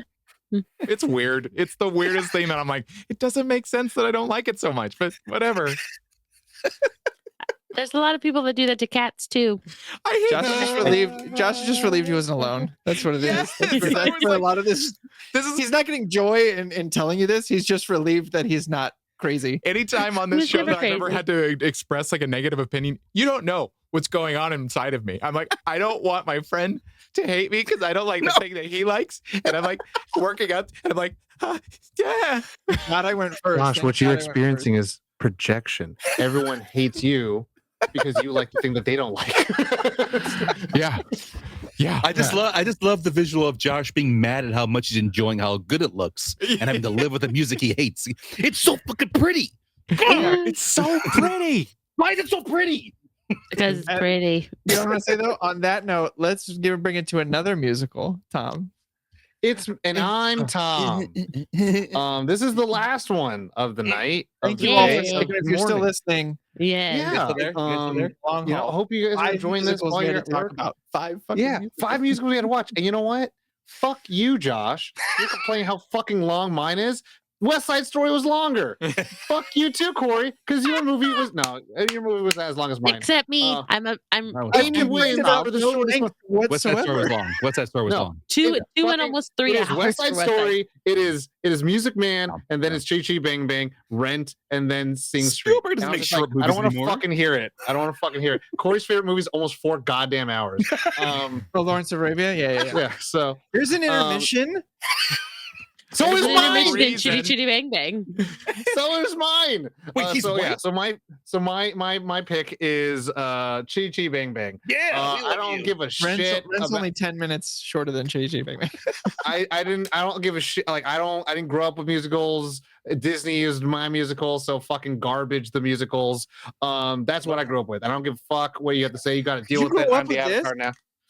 I grew up with this. But this was like this is the musical, right? Like I didn't fucking give a shit. Like I didn't watch Wizard of Oz until like Musicals. fucking like high school because I was like I'm too busy watching cool shit like fucking Power Rangers and shit. Like Chitty Chitty Bang Bang. Fucking nerd. And then We fucking love Chitty Bang you. was like, all right, it's the one fucking, MGM clamshell. It's like, let's go put that fucking one on. And it was interesting because that was just like that's what you put on to put in the background and you just fucking do everything else because it's like, oh yeah, musicals don't fucking matter. Like in my household. That's what it was. Because we were like, fucking Jurassic Park matters, Terminator matters, fucking Commando matters. Oh, that's right. It's like The- Stallone and Schwarzenegger. Yeah, matters, fucking Cliffhanger matters, Cobra matters. They do. Cliffhanger.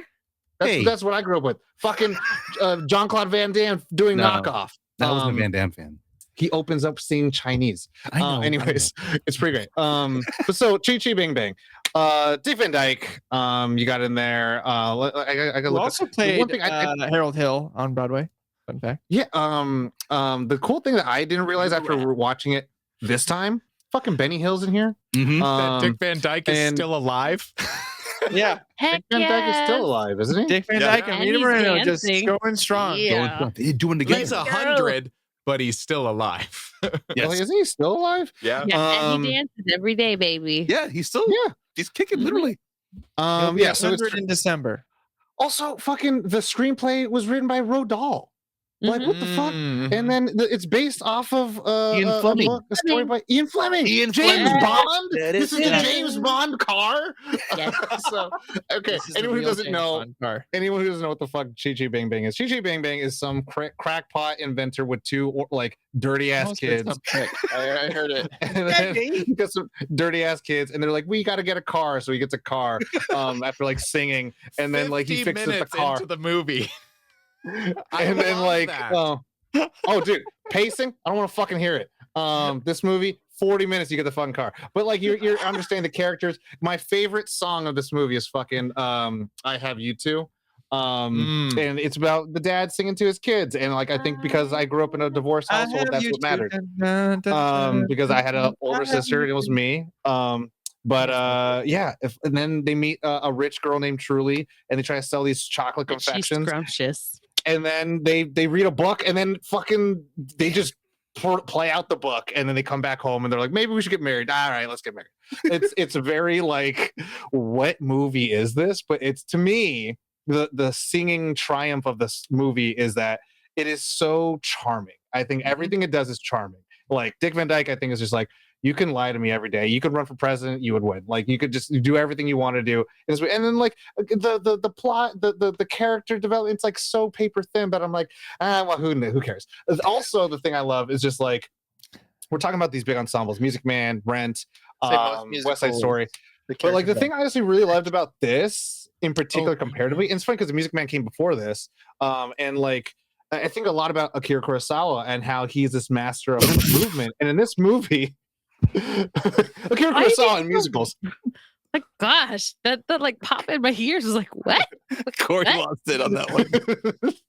Hey. Go ahead, Corey. It's all connected, baby. It's all connected. He brought it back to Kurosawa. The old bamboo. It makes me think about a character. It's the old bamboo. It's the old bamboo. No. It's actually in the candy shop, because they have this one shot. It's just like a static shot. No matter what, in every shot, even if the camera's not moving, something's moving in the background. And it just makes you really just like look at movement. And I'm just like, oh shit, you don't get this in other movies anymore. Like the camera always moves and characters aren't moving in those shots. And I'm just like, I like just that. Isn't that good? That's a video essay right there, baby. But like that sequence, I was just like, damn, like from the beginning, you get the wide shot, you get the moving, all these like characters, all these people like fucking doing their movements. I was like, Jesus, like I don't know. It was something I was like, oh, very spectacle wise. I was like, I like this a lot. I'm gonna go popcorn to old bamboo to Corey, because I need to hear what he's saying. That was so fucking funny. He involved Kurosawa in there. That was the best. That was the greatest. Fucking, oh my god. So sorry. That I'll never forget that for the rest of my life. Good. Every time I see Chitty Chatty Bang Bang, I'm gonna think of Akira Kurosawa now. I didn't say that. I said when I saw this, I thought it, but it's not every time because I was a kid or whatever. But go ahead, Corey. Tell me how you think of Akira Kurosawa now. So Chitty Chatty Bang Bang is one I grew up with as well. We were a very pro Dick Van Dyke household in the sense that we watched the Dick Van Dyke Show on Nick at Night, of all things. We watched that, the Munsters, and the Mary Tyler Moore Show. So this was one I grew up with. I also grew up with like Raggedy Ann and Andy. I don't know if you guys ever watched that cartoon musical. So this falls in that like same kind of category. It's kind of a fever dream, but you don't care. Like you're just kind of like, this is fine. I'll keep this, concise. My absolute favorite song and moment, and I was obsessed with it when I was little, and I showed it to Juniper while we were watching this, and now she's obsessed with it. It made me so happy because we watched the whole thing, but she just clung to this part. It's the music box. The music box scene. I thought when I was growing up, that was so fucking impressive, the way she did that so well. And it's not even the stuff that follows it. It's literally just her moments of like going around and her head movements. And then she starts again. Oh, dude. That to this day is still my favorite scene. And I love the wire work with Dick Van Dyke. He's so like, yeah, of course, give Dick Van Dyke physical comedy. Yeah, make him into a marionette for sure. That whole scene from the moment the music box starts to when he winds it back up again and they're dancing. Like, I adore it. I adore that. And I'm so happy Juniper loved it too. And she was in the kitchen actually tonight doing her own music box version of that. Disgusting. Yeah, it did not occur to me until this watch that we don't get the car till an hour into this film. Yep. But it is a 2.5 hour film. You earn it, audience members. It's not like, content slop. Yeah. You earn this story. No, this and Akira Kurosawa. You earn this shit. God, Remember me. That's what I'll say on this. It's a fun time. If you like things like Mary Poppins and the weird, like it was at a time when you're like Alice in Wonderland was like an acid dream, like it's that kind of feeling. But it's the Sherman Brothers. I mean, come on now. Oh, okay. I mean, it's it's Mary They did Mary Poppins, Bed Knobs and Broomsticks, The Jungle Book. There you go. The Aristocats. I mean, Charlotte's. That's why it all feels that way. Listen, that's a joke. That's a joke. There's a reason. It's more. I also love that his name is Caractacus. Like fucking crazy name. But also Grandpa. I looked up Caractacus afterwards. I'm like, this is after like a British chieftain or something like that. I was like, this is crazy. Anyways, also Grandpa. I love Grandpa. Like his posh. Yeah, posh is great. Who loved accents? I was like, his accents.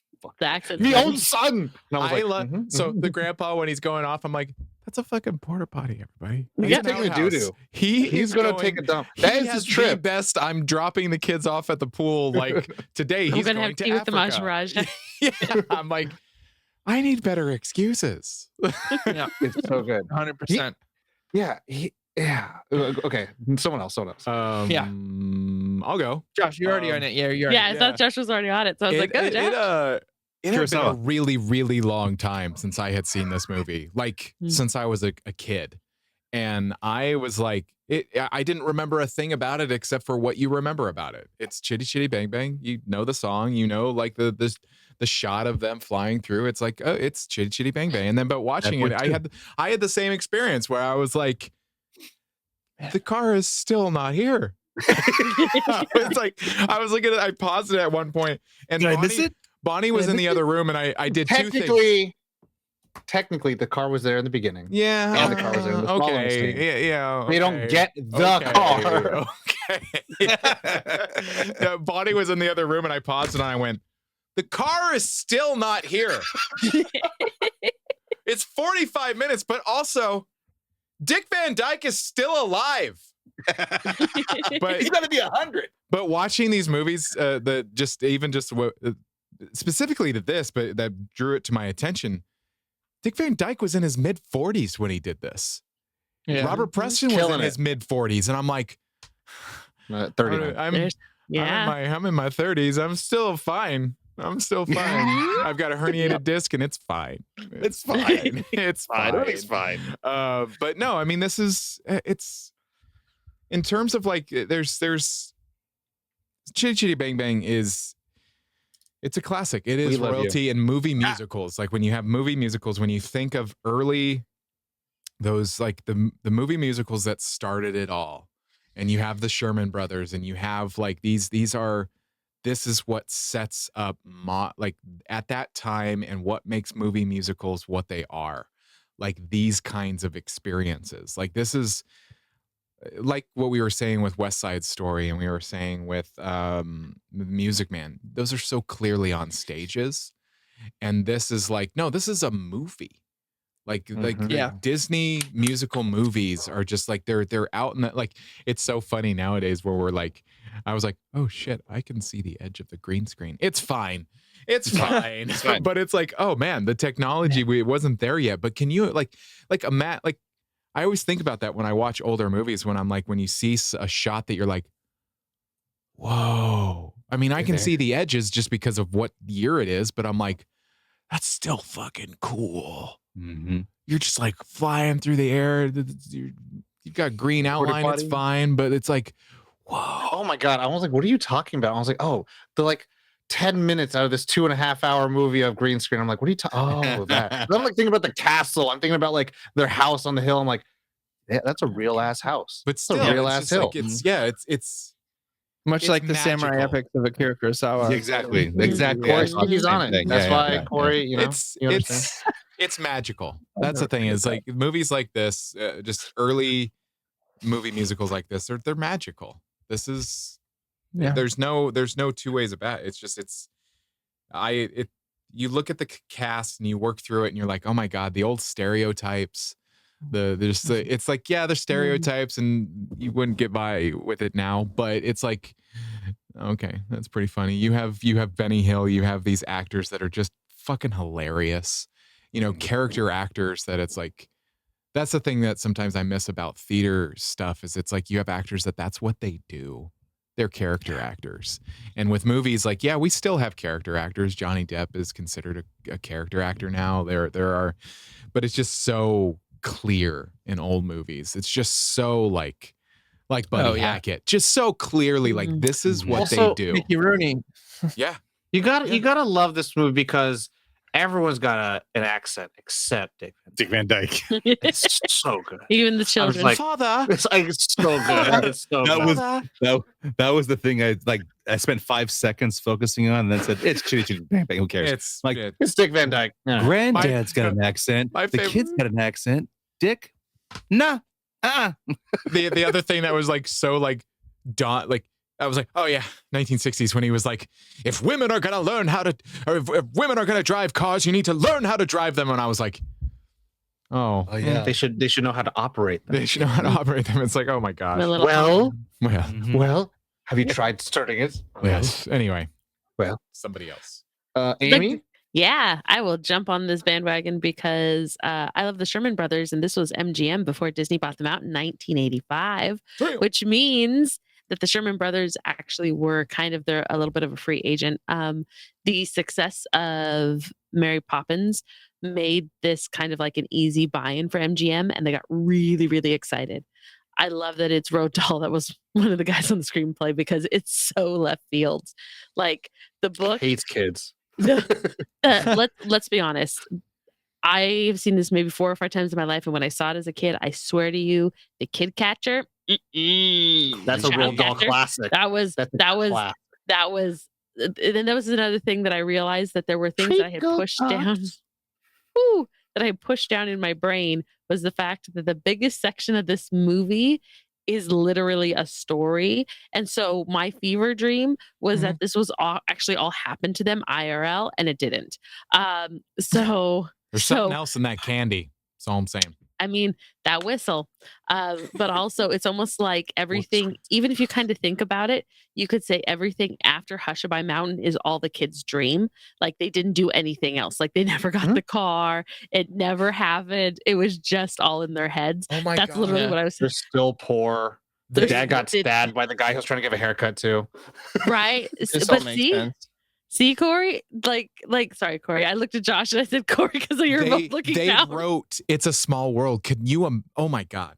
Mm-hmm. Well, so here's something else. I was finishing up a book, but they talk about specifically Robert Bob Sherman was actually 17 and had been in World War II, and he's the one that wrote the words to Hushabye Mountain. It was a lullaby for his kids. So when he's talking about being on the mountain and watching the boat sail away and waving goodbye to your worries, it was something that he was actively using to not only soothe his nightmares, but theirs. And it's a very personal. He has a purple heart. Yeah, he got shot in the knee after he had walked. There's a literally. Listen, I got a lot of information on the Sherman Brothers. I got a problem.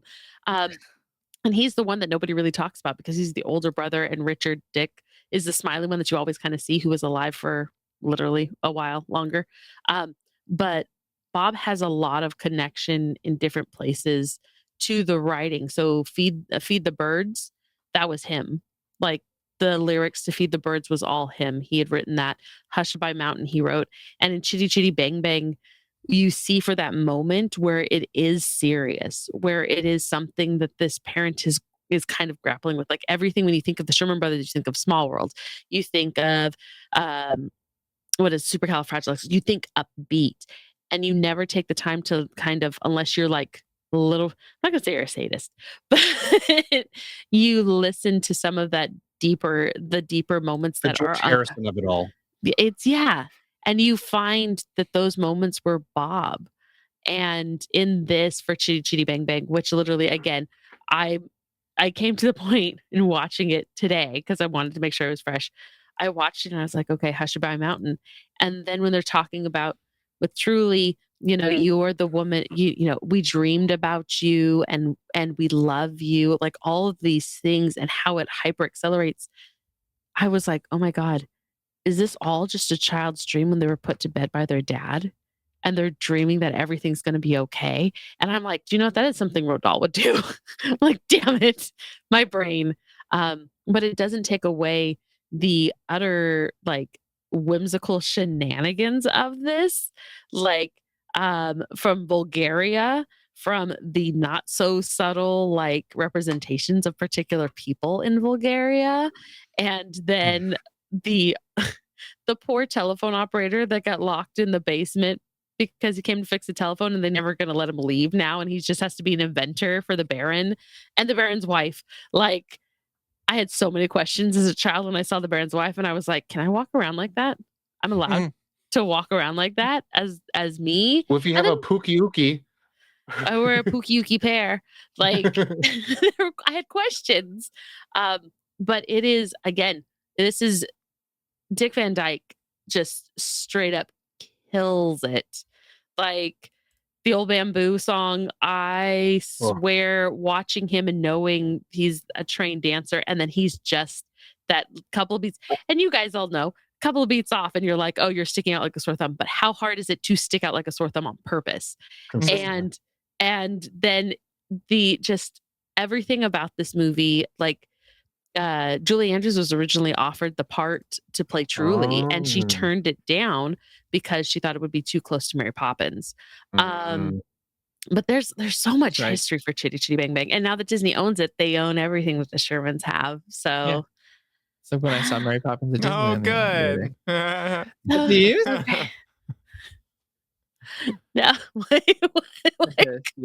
Oh, he said Steve's. I did not know Steve's. that was my name. I He thought was it was like, Steve. Bring it home. Steve. Wrap it up here. Dick Van Dyke. I mean, Hold on. Did you have to slap yourself away to keep? no. Chitty Chitty Bang Bang. I remember. I watched it. I win. When I was younger. Yeah, I win. I win. I mean, I think I won, but it's okay. He commands every scene he's in. You're all at him. I can't help it that when the song finally arrived, when he sings Chitty Chitty Bang Bang, the first thing, of course, I think of is Ace Ventura, When Nature Calls. Oh my god! When I drive in my Jeep, sometimes I'm like, I couldn't help it. It's the first thing I think of is Jim Carrey bouncing around in the Jeep while he's singing the song. Because it's iconic. Because he understood the masters. Like Kurosawa. Okay. Yeah, like you know, when I see the scene, I think of Tarantino's Death Proof, the way the cars are. No, again with the scope thing, with the scope in musicals, that whole song is like there are shots where they're driving for a while. There hasn't been a cut. It's still the same scene, waving around people, catching this grand landscape and everything. And like Josh was saying, it's not a soundstage. You are there. You're at this spot. And they're still doing cartoon, like old school, like kind of comedy of like, you're like, oh my God. Yeah. And like you guys, I was watching the Dick Van Dyke show reruns and catching Dick Van Dyke and Mary You were there when it aired. I was there when it aired. I was in the studio audience. I was there. It was the studio audience. Yeah, I was all the laughing. No. I'm Aragorn. So he ages. He's 80 something. Anyway. That's my main takeaway is that I love everything Dick Van Dyke is every scene he's in, and that whole shot of that song was my favorite part of it. But you can't stand the guys that are bouncing up and down, on the train. But Dick Van Dyke does it, and you're okay. Yeah. But I will say, you want me to say it? Different, but it's the same. Thank you. One thing I would actually just another standout thing that I loved in this movie. It reminded me a lot of Corey. Don't worry. There's a movie called Playtest. I was like ready for it. Movie called Playtest because it's like it's to show like how things are supposed to work as Amy pointed out in sync. And then when you see the cacophony of it, it's also like very enjoyable to watch when it all goes awry. And that's why again that Toot Sweet moment. Like I think I used to not give a shit about that song, but I really like the set piece of it all just because like you have everyone moving, it's all great, and everyone has their parts, and then he starts conducting, then all the dogs come, and it's just like mayhem. And I'm like, this is Looney Tunes. This is cartoon shit that I love. And then you get other scenes like that too, especially after Corey and Juniper's favorite part afterwards when the kids come in and all the chaos, and I'm like, this is such a spectacle to watch. And it's like, this is no CGI garbage. This is no AI bullshit. This is real. Thousands of people paid $1 to be in this thing, and some of them have speaking lines. Very Kubrick, like, very Stanley Kubrick. Yeah, and I'm like, oh, I love that. Real quick, back to the beginning of your intro. I want to know if you pitch movies that way. So this is crackpot dad, these dirty ass kids. That is got a car. Car comes out of nowhere. It depends on the movie. It depends on the movie. For his birthday, we watched what, Tom? Gangsterest movie of all time. If you don't shed a tear, you weep. It's called Warrior. Hey! But that brings us to the end of our movie meetup episode. Thank you guys for suggesting all the wonderful movies. Thank you all for sticking around for our extended episode. We really appreciate it. Obviously, we're very passionate about There this. are 5 consistent hosts, and 3 of them are musical theater nerds. So it's gonna go longer. Well, when we get to musical TV episodes, maybe it'll be a little shorter. We'll see. But with that, who wants to sing us out tonight? Normally we do the one interesting thing. We don't have time for that. We're at 2 hours. I mean, we've had 5 interesting things, everyone. Next time you'll hear someone interesting thing. Or check out the update for that stuff. If you can fight in America. Shut up, Steve. Josh, how about you sing us out? Yeah. I'm going to do it quick. Steve's, stop. No. Everybody at home, thank you so much for listening or watching if you're on YouTube. Check out our website, nerdon.tv. The ultimate way that you can support us is to join the Nerd On Nation, powered by Patreon, nerdon.tv/Patreon. And join there, like Corey said earlier, for as little as less than $1 or less than a cup of coffee a month, $1. And you get cool shit. You get cool stuff like early access to everything that we make, everything. And we make a lot of stuff. Yeah. 4 quarters, y'all. Yeah, faux quarters. And join the Discord, nerdon.tv/Discord. There are channels in there for everything, even food. Even food. You and can talk musicals. about food. And musicals. There is a musicals channel. There is, in fact, a musicals channel. But that is it. That is it. Take care of yourselves. Drink water. Hydrate before you dehydrate. But you know the drill. As always, Nerd on. Nerd on. Nerd on. Puertorriqueño.